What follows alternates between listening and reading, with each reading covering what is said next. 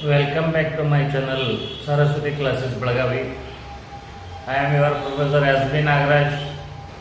Friends, I would like to teach you basic English through Kannada.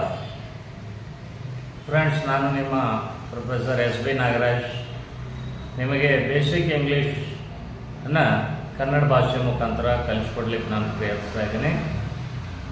ಸ್ನೇಹಿತರೆ, ಇಲ್ಲಿಯವರೆಗೆ ನಮ್ಮ ಚಾನಲ್ಗೆ ಯಾರಾದರೂ ಸಬ್ಸ್ಕ್ರೈಬ್ ಆಗಿಲ್ಲ ಅಂದರೆ ದಯವಿಟ್ಟು ಸಬ್ಸ್ಕ್ರೈಬ್ ಆಗಿ ಮತ್ತು ಪಕ್ಕದಲ್ಲಿರುವಂಥ ಬೆಲ್ ಐಕನನ್ನು ಕ್ಲಿಕ್ ಮಾಡಲಿಕ್ಕೆ ಮರಿಬೇಡಿ. ಯಾಕಂತಂದರೆ ನಿಮ್ಮ ಸಪೋರ್ಟು ನಮಗೆ ಬೇಕು. ನಿಮ್ಮ ಸಪೋರ್ಟ್ ಇಲ್ಲದೆ ನಾವು ಮುಂದುವರೆಯೋದು ಕಷ್ಟ ಆಗತ್ತೆ.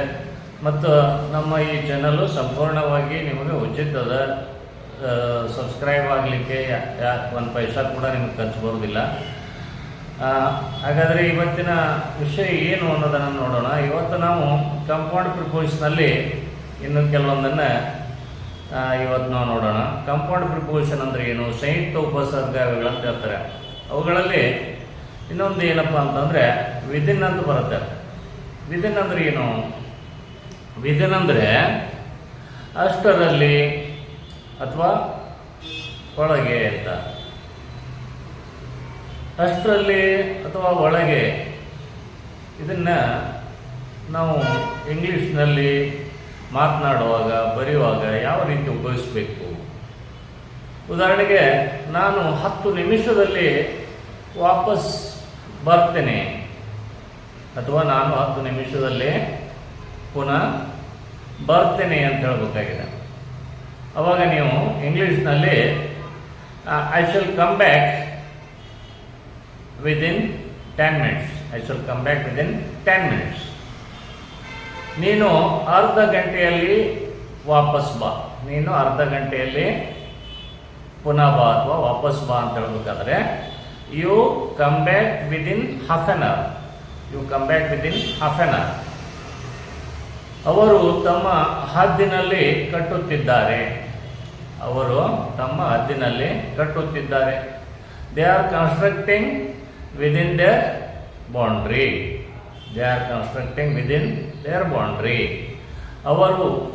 ಅವನು ಸರಿಯಾದ ಸಮಯದಲ್ಲಿ ಬಂದನು. ಅವನು ಸರಿಯಾದ ಸಮಯದಲ್ಲಿ ಬಂದನು. ಇದನ್ನು he came within the right time. He came within the right time. ಪೊಲೀಸರು ಸರಿಯಾದ ಸಮಯಕ್ಕೆ ಬಂದರು. ಪೊಲೀಸರು ಸರಿಯಾದ ಸಮಯಕ್ಕೆ ಬಂದರು. The police came within the right time. The police came within the right time. ಈ ರೀತಿಯಾಗಿ ಇದನ್ನು ನೀವು ಬಳಸ್ಬೋದು ಸ್ನೇಹಿತರೆ. ಇನ್ನೊಂದು ಶಬ್ದವನ್ನು ನಾವಿಲ್ಲಿ ನೋಡೋಣ. ಅದು ಅಬೌಟ್ ಅಂತ. ಅಬೌಟ್ ಅಂದರೆ ಏನು? ಸರಿಸುಮಾರು ಅಥವಾ ಅಜ್ಮಾಸ್ ಅಥವಾ ಬಗ್ಗೆ.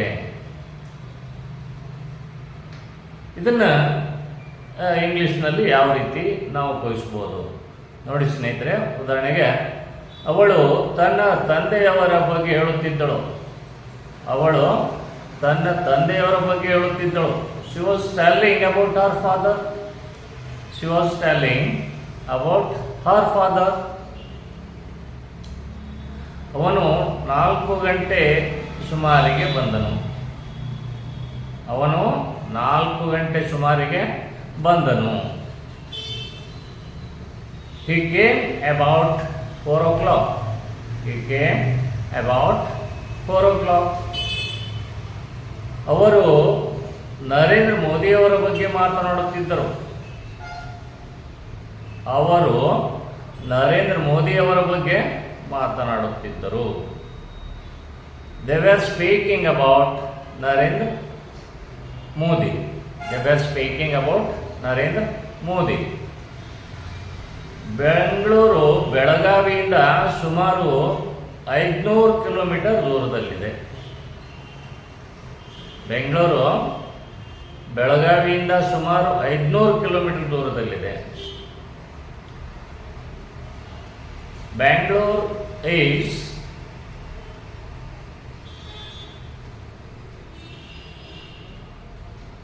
away from Belgaum about 500 kilometers. Bangalore is away from Belgaum about 500 kilometers.